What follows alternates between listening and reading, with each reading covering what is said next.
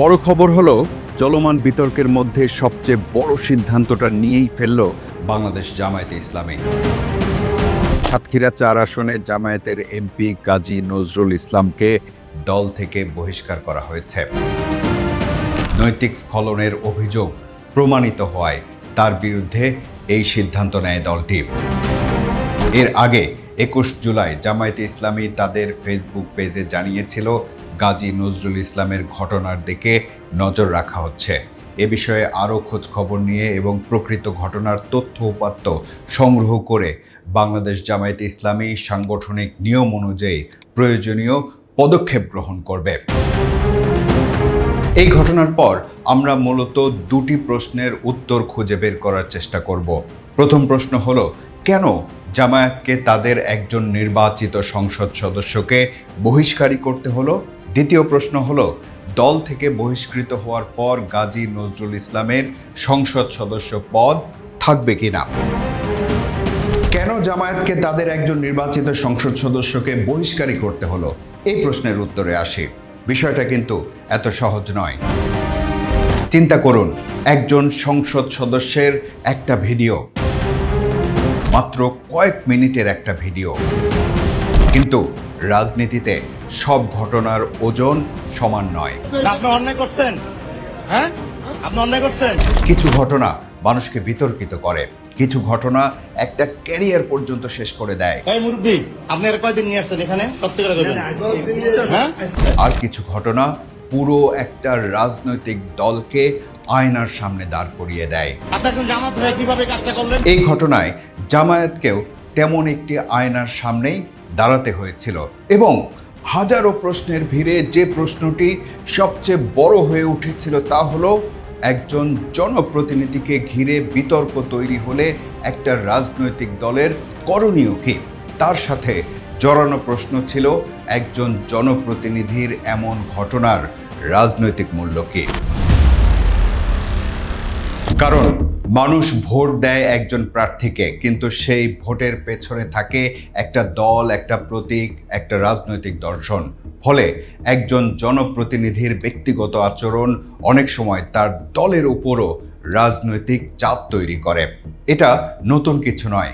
বিশ্বের প্রায় সব গণতন্ত্রেই দেখা যায় জনপ্রতিনিধির ব্যক্তিগত সংকট কখনো কখনো প্রতিষ্ঠানের সংকটে পরিণত হয়। সেটা জামায়াতের ক্ষেত্রেও হয়েছে।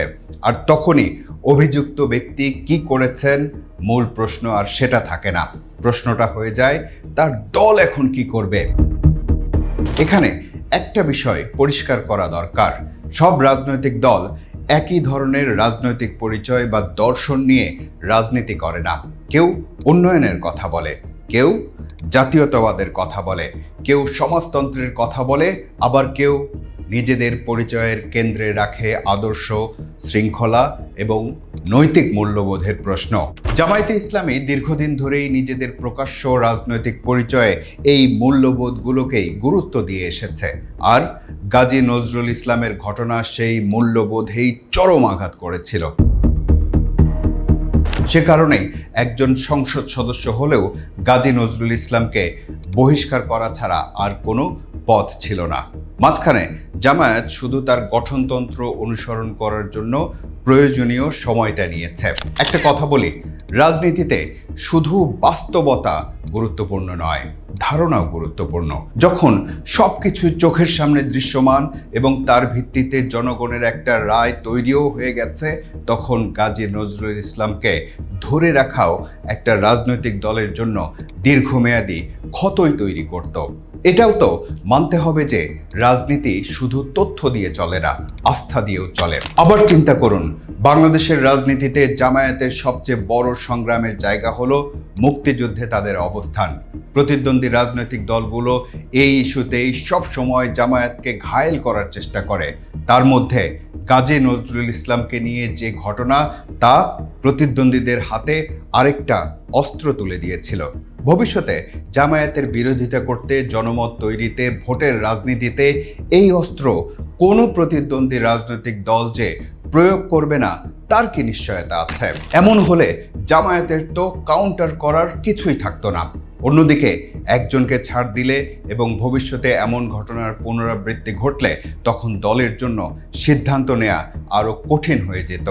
আর এখানেই আরেকটা বড় প্রশ্ন এসে যায়, একটা রাজনৈতিক দলের সবচেয়ে বড় সম্পদ কি? ভোট, সংগঠন, সংসদে আসন, এসব অবশ্যই গুরুত্বপূর্ণ, কিন্তু এর বাইরেও একটা সম্পদ আছে যার হিসাব কোনো খাতায় লেখা থাকে না, আর সেটা হলো মানুষের বিশ্বাস। এই বিশ্বাস রাতারাতি তৈরি হয় না, কিন্তু আবার রাতারাতি ভেঙে যেতে পারে। জামায়াতের জন্য খুবই স্পর্শকাতর একটা সময়ে এমন ঘটনা ঘটেছে। এবার বলি কেন সময়টা গুরুত্বপূর্ণ। এই ঘটনাটা 5 বছর আগে ঘটলেও নিশ্চয়ই আলোচিত হতো, কিন্তু আজ যেভাবে আলোচিত হচ্ছে হয়তো সেভাবে নাও হতে পারত। কারণ শুধু ঘটনাই গুরুত্বপূর্ণ নয়, ঘটনার সময়টাও গুরুত্বপূর্ণ। বাংলাদেশের রাজনীতির মানচিত্র এখন পরিবর্তনের ভেতর দিয়ে যাচ্ছে। নির্বাচনের পর ক্ষমতার সমীকরণ বদলে গেছে, বিরোধী রাজনীতির কাঠামো নতুনভাবে তৈরি হচ্ছে। এই বাস্তবতায় জামায়াতে ইসলামী এখন আগের যে কোনো সময়ের তুলনায় অনেক বেশি রাজনৈতিক পর্যবেক্ষণের মধ্যে আছে। কেন? কারণ একটা দল যখন শুধু আন্দোলনের রাজনীতি করে তখন মানুষ তার বক্তব্য শোনে, কিন্তু যখন সেই দল রাষ্ট্র পরিচালনার সম্ভাব্য শক্তি হিসেবে সামনে আসে তখন মানুষ শুধু বক্তব্য শোনে না, মানুষ তার আচরণও পর্যবেক্ষণ করে, তার সিদ্ধান্ত বিচার করে, তার নেতৃত্বকেও মূল্যায়ন করে। এটা শুধু জামায়াতের জন্য নয়, পৃথিবীর প্রতিটি রাজনৈতিক দলের ক্ষেত্রেই সত্য।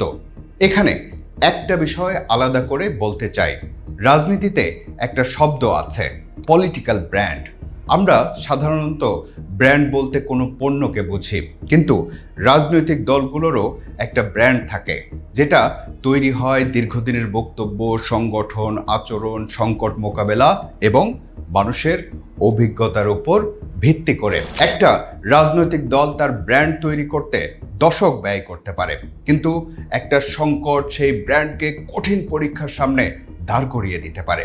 গাজী নজরুল ইসলামকে বহিষ্কারের মধ্যে দিয়ে জামায়াত সেই পরীক্ষায় উত্তীর্ণ হলো কিনা সেটা সময় বলে দেবে।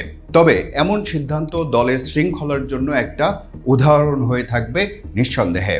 আর ব্র্যান্ড হিসেবে জামায়াতের ইমেজের যদি কোনো ড্যামেজ হয়ে থাকে সেটা রিপেয়ার করার চ্যালেঞ্জ দলকেই নিতে হবে। জামায়াতের পক্ষ থেকে বলা হয়েছে গাজী নজরুল ইসলামকে সংগঠন থেকে বহিষ্কারের বিষয়টি অবিলম্বে তারা বাংলাদেশ নির্বাচন কমিশনকে অবহিত করবে। এখানেই পরের প্রশ্নের উত্তর পাবো আমরা। প্রশ্ন ছিল, দল থেকে বহিষ্কৃত হওয়ার পর সাতক্ষীরা 4 আসনের সংসদ সদস্য গাজী নজরুল ইসলামের সংসদ সদস্য পদ থাকবে কিনা। এর সহজ উত্তর হলো হ্যাঁ, থাকবে। সংবিধানের 70 অনুচ্ছেদ অনুযায়ী কোনো সংসদ সদস্য নিজ দল থেকে পদত্যাগ করলে অথবা সংসদে দলের সিদ্ধান্তের বিরুদ্ধে ভোট দিলে তার সদস্য পদ শূন্য হতে পারে। তবে কোনো রাজনৈতিক দল কাউকে বহিষ্কার করলে সেটি 70 অনুচ্ছেদের আওতায় পড়ে না। আইন অনুযায়ী দল থেকে বহিষ্কারের পরও সংশ্লিষ্ট ব্যক্তি সংসদ সদস্য হিসেবে বহাল থাকতে পারেন, কারণ সংবিধানের 70 অনুচ্ছেদে দল থেকে বহিষ্কারকে সংসদ সদস্য পদ বাতিলের কারণ হিসেবে উল্লেখ করা হয়নি। আবার কোনো সংসদ সদস্য যদি সংসদের অনুমতি ছাড়া একাদিক্রমে 90 কার্যদিবস অনুপস্থিত থাকে তবে তার সদস্য পদ বাতিল হওয়ার বিধান রয়েছে। এখন দেখার বিষয় গাজী নজরুল ইসলামের সামনে আরও কি অপেক্ষা করছে। এমন ঘটনার পর তিনি নিজেই সংসদ থেকে অনুপস্থিত হয়ে যান কিনা বা পদত্যাগ করেন কিনা সেটাই দেখার বিষয়। আসলে রাজনীতির পথটা বড়ই পিচ্ছিল, একবার পড়ে গেলে হাঁটু কোমর সব ভেঙে যেতে পারে।